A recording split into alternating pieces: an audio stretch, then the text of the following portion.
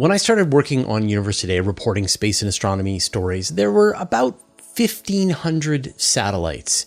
Now, 20 years later, there are triple that number and hundreds more launching every year. It's estimated that eventually we will have tens of thousands of satellites in low Earth orbit.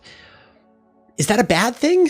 I mean, we're always hear this idea of the Kessler Syndrome, that Earth is going to be surrounded by this sphere of shrieking metal that will stop us from ever being able to escape planet Earth again. Is that realistic?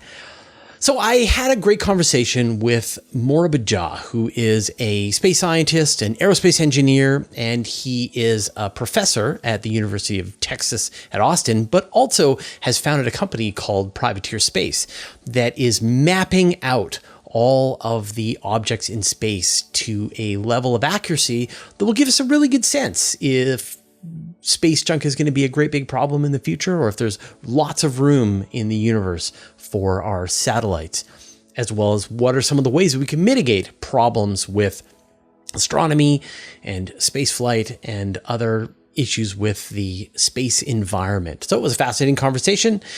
Here's someone who has been looking at space junk right in the eye for many years and has lots of insights. All right, enjoy the interview. So do you remember the first time that you saw like a satellite or piece of space junk, like with your own eyes? Yeah. I was working as a security guard at Malmstrom Air Force Base in Montana, standing on a nuclear missile site out in the middle of nowhere, dark, very dark sky. And I just noticed a dot of light going across the sky, and it wasn't a plane, it wasn't a meteor. And then it like disappeared in the middle of the sky, and that really freaked me out. Because I'm like, yeah. Well, I just couldn't think. I'm like, what could that possibly be? I thought it was a UFO or something. It's like, here's this dot moving across the sky, and then it just like disappeared. When I first started reporting on this, I actually wrote an article about the number of satellites that are in space, and it was something like 1,600 satellites. It was like 15 years ago or so. Yeah. And then tens of thousands of pieces of space junk larger than a centimeter tracked by NORAD, et cetera. What is the state of the near space environment at this point? Man, so there's almost triple the amount of when you reported it last. And now we're tracking probably 30 to 40,000 pieces, cell phone and larger. How are these arranged around the Earth? Most of this stuff is in low Earth orbit, so up to an altitude of like 1,000 kilometers. So that's where the bulk of the stuff is. Then there's a gap, and then there's things that take about 12 hours to orbit. Those are all like global navigation satellite systems, GPS, GLONASS, that sort of stuff. Then there's another gap, and then there's this like, the geosynchronous belt, things that take 24 hours to go around in orbit. And so those would be like the three main groupings. So let's talk about your methods for tracking these, because you're working on a lot of ways to figure out exactly where all of these things are. So what do you do that's to pin down the location of all this junk and useful satellites? Well, yeah, so one of the things that I have my students internalize is if you want to know something, you have to measure it. And if you want to understand something, you have to predict it. So prediction is the key. So what we have in terms of measurements are radars and telescopes. Like, I don't own the radars. I have a couple of telescopes. But those are the actual sensors, the eyes and ears kind of stuff to get the measurements. From the measurements, then we basically make some assumptions on the orbit that this thing might be in and that sort of stuff. And so we basically start playing around with these assumptions to try to fit the evidence, the data.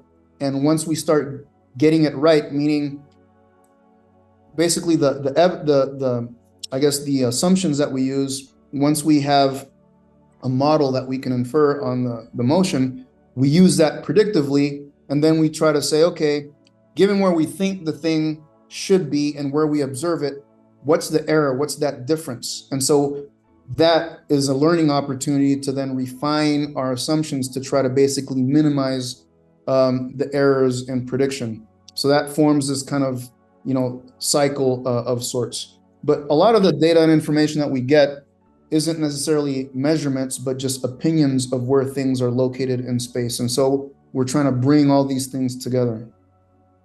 And so with this, I mean, space is big. Orbit is, low Earth orbit is a fairly constrained space compared to the universe itself. Mm-hmm. How busy is the low Earth orbit environment at this point? And I know it's kind of a mushy concept, but well, the thing is, after this said and then I can give you a link to a public website where you can see how busy the thing is. Have you seen it before, or have I?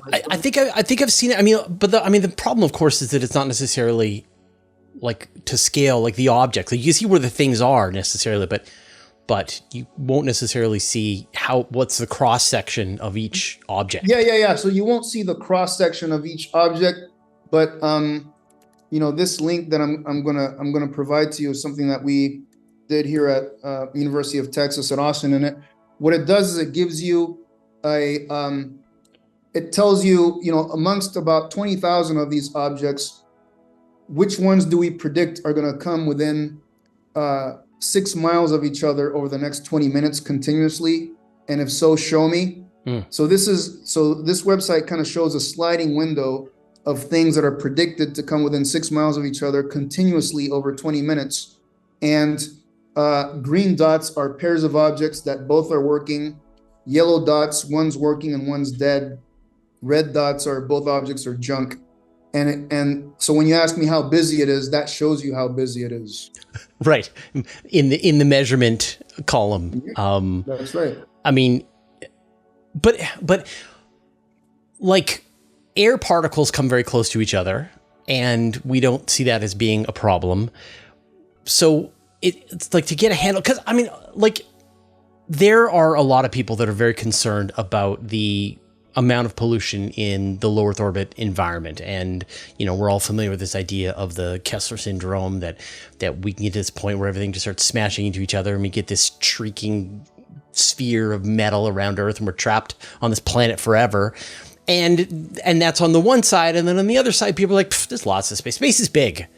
So where do you fall on that? Yeah. So I think I'm not a proponent of Kessler Syndrome, but I do believe in carrying capacity of a given orbital highway.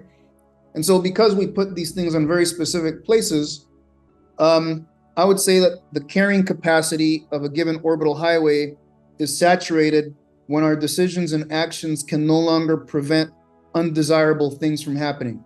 So the thing is, if you're operating a satellite in some given orbit and you find your time being spent maneuvering out of the way continuously from predicted crashes, that has a cost, that has an impact.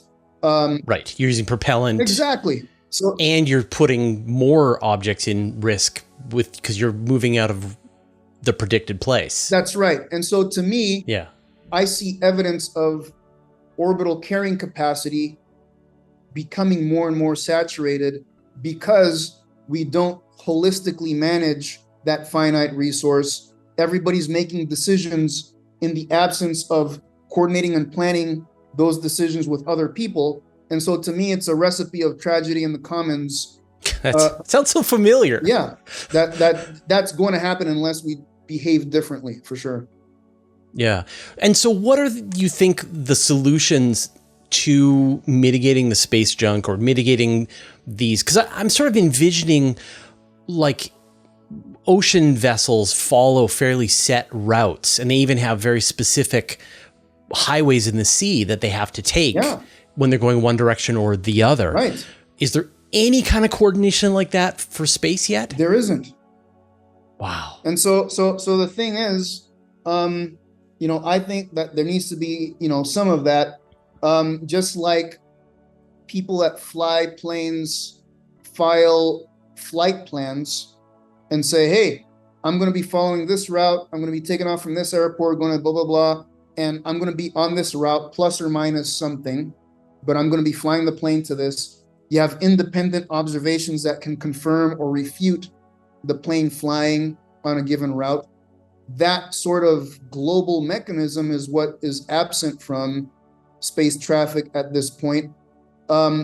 The people that are owning, that own and operate satellites, there's no requirement for them to file these flight plans to tell people where they're going to be at any given time, which is one of the things that I'm trying to change within Privateer's Wayfinder platform, is get these owner operators to say, these are the orbits that I plan on flying, plus or minus something, so that can be easily accessible to any other owner operator. So they, oh, okay, tomorrow Jimmy's going to be over here. I might want to not be at the same place at the same time, or something like that, right? So I think that needs to happen. The other thing that needs to happen in terms of a solution is really focusing on trying to develop a circular space economy. And by that, I really mean, first and foremost, prevention of more pollution by focusing on minimizing single-use satellites and rockets. So how can we make our satellites and rockets, just like we try to minimize single-use plastics, how can we make our satellites and rockets reusable and recyclable to whatever extent possible? And governments would have to incentivize that sort of stuff. And for the things that can't be reused or recycled, how do we dispose of these things responsibly so that they're not just abandoned and left to pollute the environment? So I think that needs to happen. But I think the last thing is taking a page out of what some indigenous people do. I say that many people say that they're into high tech and deep tech. I say I'm into ancient tech. And the tech that I'm using is TEK, traditional ecological knowledge. And it's what pockets of indigenous people have been putting into practice over millennia. And some of the principles of traditional ecological knowledge is make sure that your behavior is not outpacing Mother Nature's ability to provide you feedback of the unintended consequences of your behaviors. Right now, we're launching stuff, dozens of satellites per week. We're not giving Mother Nature the opportunity to inform us of the unintended consequences of our actions in space. And I think that that's just, again, another recipe for disaster. So I would do a clarion call to First People around, First Nation people around the globe and say, hey, given that you live believing that all things are interconnected and that stewardship is the way to thrive because we're in an existential crisis and we need to have a successful conversation with the environment. Given that your people have done that for 60,000 years successfully in very harsh environments, what recommendations would you make in terms of how we achieve space sustainability? Yeah, it's interesting. Like, it always seems to come down to pushing the externalities off onto someone else.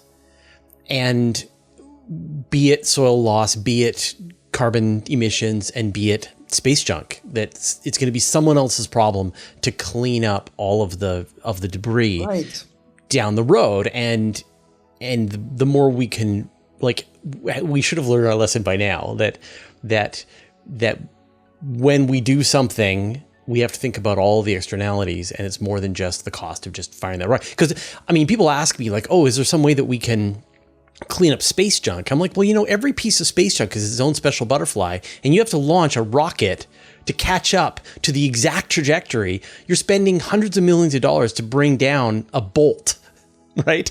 It's crazy. It's too late. Yeah. That stuff is up there. Yeah. So I think a good way to when people say, can we clean up space? I say, can we clean up the oceans? And the answer is no. The oceans will never be the pristine environment they were, thousands of years ago. Space will never be the pristine environment that it was in 1956 before we launched Sputnik. It won't be that.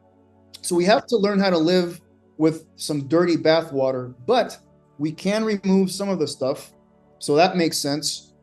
Big rocket bodies and that sort of stuff that might explode and become many smaller pieces, or eventually might, fall on populated areas, school bus sized crap that survive reentry and then could kill people. So we should remove those things for sure.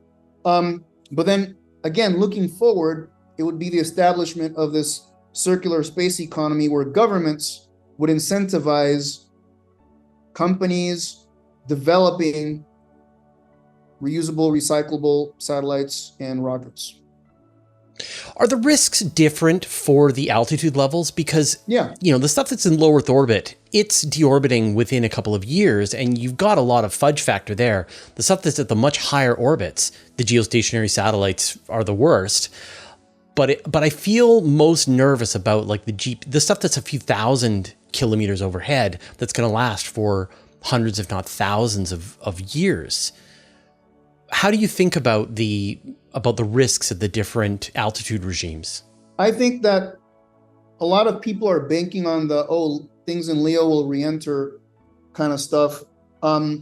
If you're sufficiently low, then it'll take years. But look, if you're at an altitude of like 800 kilometers, you could be up there for centuries already. Yeah. And so the thing is like, but if you have, the rate at which things are re-entering is far less than our launch rate. And so that's an issue. Once you start scaling that to all the licenses that people are getting from the ITU to launch and put things up there, the Chinese want to have a mega constellation. The US already has half of the working satellites belong to Elon as it is already. So that just doesn't scale with the let Mother Nature cleanse the system kind of thing. Right. As long as you're putting up more than is coming back down, you're on the wrong path. Exactly. But it feels like those different altitudes should be treated very differently. Like it's the equivalent back to the ecological of cutting down some little tree in your backyard and cutting down a redwood, right? That's right. That one, there's fudge factor, right? Maybe it's gonna take 5 years or 10 years for it to re-enter, but it's inevitable. But those ones at the several, as you say, 800 kilometers and above, they're there effectively forever, and we've got to be absolutely certain. Well, so here's the thing, right? Risk, at a minimum, should be the product of likelihood of a bad thing happening and consequence if the bad thing does occur, right? And so right now we have no classification scheme or a taxonomy for human-made objects in space. To your point, CubeSats are treated the same ways as like rocket bodies. We don't see that on land between, a truck carrying fuel and a Vespa scooter. They get regulated differently. On the ocean, an oil tanker is regulated differently than a kayak. In space, CubeSat and, rocket body are like the same thing. That doesn't make sense. So that's something that needs to change. Do you, with the launch of Starlinks and these other satellite mega constellations, astronomers are very concerned about losing access to the night sky, and it's this sort of raising friction that's coming. But it does feel like there can be some kind of compromise between astronomers and the mega constellations if that telemetry data is made available. So do you see yourself as a bit of a bridge between those communities? I love the question because the answer is absolutely. And in fact, Privateer has just signed an agreement with the International Astronomical Union, has a Center for Dark and Quiet Skies, so the IAU CPS, and it has something called Sat Hub, which is specifically to help bridge and help astronomers with predicted trajectories and all this other stuff. So we're already a part of that, and that's exactly what we plan on doing. I've been thinking a lot about like low Earth orbit as an interesting place. Like the lower the better. There's some really interesting ideas like these like air breathing ion engines. I don't know if you've seen this, but you can actually lower your altitude down so that the ion engine is scooping in atmospheric particles and then accelerating them. And you've essentially got unlimited propellant, sunlight, and air, but you have to lower your altitude. Do you think there's a need for high altitude stuff? Like it feels to me like you could start to shift things into a lower orbit to get you that better sustainability than putting the stuff up to a much higher orbit. Well, so there's a couple of things. One is at some point you're low enough that you have to deal with heating issues due to friction type stuff. So there's going to be some altitude at which, the peak heating, the integrated heat is just not going to be good. If you want to have a swarm of satellites to achieve a mission, the lower you go, probably the more satellites you're going to need to achieve the same mission, because you're seeing less of the planet at any given time. So that is also a consideration. And then for geopolitical reasons, people are definitely nervous about weapons of mass destruction and missiles. And at some point, things that are this hypersonic thing that aren't quite orbital, but going high enough to, when these things start looking like missiles at a given instant, and you have to observe them more to rule out that being a missile threat. Right. That I never thought of that. That is also an issue. And so, which requires protocols and norms of behavior to basically rule out intent of, so in this day and age, man, I wish I could say all of humanity gets along, but clearly, that's utter bollocks. So, so all these things are issues to what you're saying.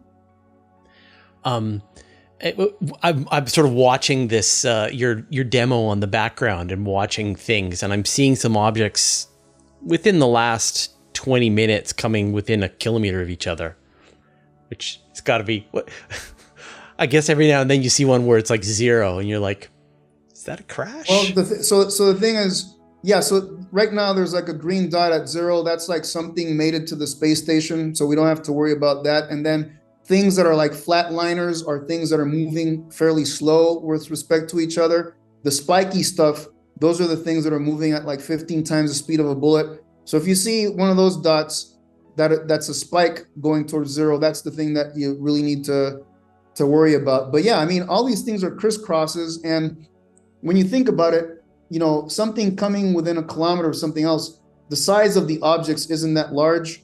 So it's like, if I'm sitting in this room and something's like almost a mile away, another car that goes by, I'm not fearful sitting in my office that the car is going to hit me, right? So the conjunctions, the near misses are not collisions, but qualitatively, it shows you the busyness in low Earth orbit of the crisscrossings, and that some of these highways, there isn't like an over ramp. Some of these highways are intersecting with each other. And so you hope, right. Yeah. You hope that these things don't meet at the same place at the same time. Now, if you could just like extract all of the devices in orbit and then set up some new highways and launch everything again in a nice organized manner as the, space operator in charge, what do you think would be an ideal way to organize Earth's satellite networks? Look, I mean, all nations want to have the benefit of space. I mean, humanity knows more about itself and the Earth because of these robots in the sky we call satellites. Space provides a unique vantage point and data that we couldn't get otherwise. Communication, all these other things. All countries deserve to have that. All countries deserve to have an information platform that has space-based assets, this, that, or the other. I think that if, again, and I'm going to bring it back to ancient tech, if indigenous people that maybe didn't even get along with each other, but shared a common hunting ground or a common watering hole, came up with mechanisms to live harmoniously, even though they didn't agree with each other or get along in other ways because they considered it. The thing is considering it an existential threat. If people look at space and say, if we don't manage it holistically, it's going to result in humanity's detriment or end, worst case scenario. If people believe that and behave that way, they would find a way to do the coordination and planning in such a way that leads to this harmony that you're talking about. But because people don't believe that, then that lack of empathy for the reality of the problem is the biggest hurdle to overcome. But I'm sure it's the same. I mean, it's the same situation as a fisherman going out on their boat and just kind of going, well, I know we're running out of cod, but I got to make a living. But I guess I'm sort of wondering about, like, practically speaking, like if you sat down with a sphere of the Earth and drew out a good idea for satellite orbits, and everyone had to follow those orbits. If they were going to launch a satellite, that would both give everyone on Earth access to that amazing technology and value of satellites, but at the same time minimize the unintended consequences, downstream risks, collisions, etc. What do you think, practically speaking, is a good way to organize Earth's satellites? I think you use Mother Nature as much as possible to spend the least amount of fuel. You file your flight plan and tell people where you're going to be at what time, and you stick to that. You control your satellites to that. Make yourself predictable. So if you can here's the thing that I always tell, there's 3 things that people need to do. Find ways to make space more transparent. Who are you? What are you trying to do? What is your intent up there? Because you don't want to appear to be a threat when you're not. Make space more predictable. So that's filing the flight plan, telling people where you're going to be, and promising that you're going to be controlling your satellite to follow that flight plan to the best of your abilities. And then the last one is developing a body of evidence to make yourself accountable for your behavior and providing that to people. When people basically say, here's what I intend to do, here's my flight plan, here's how I'm going to behave, hold me accountable to that, that makes a big difference. And so to me, transparency, predictability, and accountability can be built into daily satellite operations, but it is not right now. And that is the problem. But I'm just envisioning, like, if you don't care where you are, you just want to be in space.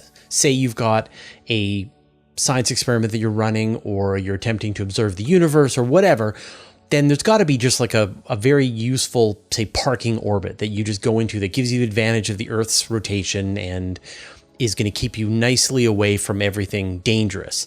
But then if you want a polar orbit, for example, there must be like a way to space these satellites both vertically and horizontally so that they're not going to interact with each other. So I'm just wondering, like just kind of like practically, if you like literally just sat down and just sketched out circles around the Earth, what do you think it would kind of look like? Yeah, so look, I mean, people have looked at this before. I'm actually on a PhD committee of this guy, Miles Lifson at MIT, who's looking at orbital slotting, answering exactly the thing that you're doing. So mathematically, and from a curvature of space-time perspective, yeah, there's a way to slot these things. If you get rid of the uncertainty and all this other stuff, and you say number of objects, space on like this, in these altitudes, in these shells, there's a way to mathematically, and using physics, if you knew everything, to do that. Absolutely, there's a way to do the slotting. The thing is that there's uncertainty in everything, and Murphy's law, things don't always work out certain ways, and there's a bunch of other stuff that goes along. But yes, there are mechanisms to just design the ideal orbital slotting for this sort of thing, just like we do with airways and all this other stuff. Exactly. Yeah. And it feels like as part of that process, if the world's space agencies can come together and agree on this mathematically perfect orbital shell, from this point forward, you go into those zones, and then we figure out how to clean up all of the outliers. I mean, you definitely have these situations where such and such satellite fails to meet orbit, reach its orbit, or it's off because its upper stage didn't work properly. But you've got more room for error on that, front. Here's part of the problem too, is equity, meaning not everybody has access to space equally, and it is the first come, first served kind of stuff. So even when you come up with the orbital slotting, right now, the 550 kilometer altitude shell, Elon Musk pretty much owns that with the Starlink satellites. So if you want to put satellites at that altitude, well, you got to kind of coordinate with him. And he already has half of all the world's operating satellites because, he can do it legally. So people are doing things because they legally can. And that means that not everybody, not all nations have the same access to orbital space. So the orbital slotting is one thing, but there's an equity aspect to this as well. And even like the space, but also where your launch complex is. I mean, some people are lucky to have access to be close to the equator to be able to launch rockets, and other people, like here in Canada, you want something going to polar orbit, we got you, but we're not going to send something into an equatorial orbit. Sure. But then some countries that don't have equatorial stuff, they either don't care, like Russia or China, or they make good relationships with people in equatorial places and, basically use them. So Yeah, it's interesting. I mean, it's sort of like, you can see there's sort of like two parts to it, right? There's making sure that there's room for everybody to be able to get access, so that if you're going to want to have a communication satellite or a weather satellite or a climate monitoring satellite going over your location, that room has got to be reserved for you when you are able to afford it, or when you're ready for that. And at the same time, launching to get into that orbit affordably is tricky as well. Right. And so some countries at the UN have been shaking their fists at, I have all these slots over geo for comms that is like over my country, but other countries have their stuff there because they got there first. And what about me? These are real social scientific issues, my brother. Classic tragedy of the commons. And you'd think space is, downright infinite, and yet once you get farther away from the Earth, then things get a little simpler. I don't know. I got to tell you, my next concern is human exploration and settling on other celestial bodies. And to me, it's like very much what we saw in how exploration happened over oceans and land, and how, people through colonialism, it was at the detriment of other folks and that sort of stuff, and even detriment to the environment. To me, the moon and Mars are going to suffer the same kind of things. I mean, there's already a bunch of trash on the moon already from our exploration. Mars is the same way. Heat shields broken up over the surface, parachutes flopping in the Martian wind. That's how we do exploration. We leave crap behind. We need to approach that differently, man. There was a paper that I read where they just took the economic growth model of planet Earth and just pushed it forward, and exponential growth has a way of surprising and shocking us. And I think it was just about 300 or 400 years from now, we will have essentially filled every nook and cranny of the entire solar system at our current rate of growth, if we keep this up. Which is kind of terrifying to think about, right? Like that's how you get your Dyson sphere, is with another few hundred years. Just a few hundred years of exponential growth at our current rate gets us to Dyson spheres. And then a few 100,000 years after that, we've put a Dyson sphere around every star in the entire Milky Way. Only the speed of light is what's holding us back at that point, that exponential growth. So what do you think about the solar system as wilderness? I mean, there's resources there for sure, but there are also places that are, it would suck to have them, have Valles Marineris filled with junk and cities and stuff. Well, so here's the thing. I believe that, given that I am part of the human species, I would like to see the human species continue, and the human species cannot continue unless it settles around another star altogether. We have to achieve interstellar travel and exploration if humanity's exploration date is going to be extended in any way, shape, or form. So yeah, I'm all for that. Going to a place, terraforming it, whatever. I'm all for that sort of stuff, man. And because humanity's experience isn't just humans being someplace. Like people are like, these cities and shells and bubbles, and we didn't evolve that way. We evolved with plants, trees, bees, the smell of dog poop on fresh grass. Like that's part of the human story. That has to be part of humanity. Wherever it is that we go, those things need to actually come along with us. We'll go crazy. I mean, I personally don't think that we'll see giant cities on Mars or any of these places until if we can ever terraform them, because they're going to suck. And you're going to want to be on Earth, and you're going to want to be exactly, man, swimming in a river and seeing the birds fly around you. Like there's something just absolutely primal about being a human being and being connected to this planet. Yeah. Well, Dr. Joe, it's been absolutely fascinating. If people want to keep track of the work that you're doing, what's the best place to do that? Look, I think, so right now, if people just go to privateer.com, they can see what we're doing there. But I also have a flow page, like flow.page/Moriba, and there's a bunch of stuff about me there. And I'm going to be starting my own website, moriba.com at some point. So just kind of keep that in the back of your mind, and everything about me is going to get funneled to that at some point. So wonderful. Well, it was an absolute pleasure to talk to you, and good luck with pinning down every object in space.